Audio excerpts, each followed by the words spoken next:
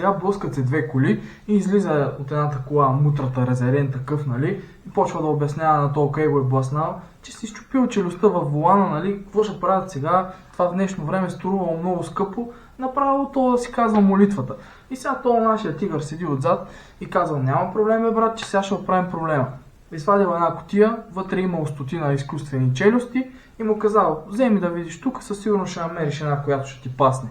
Почнал мутрата да рови и намерил накрая една, която паснала, всичко било както трябва.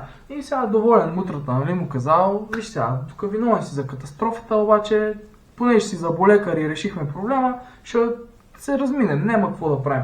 Нашия го изгледал и казал, къв заболекар бе, братче, аз съм грубар.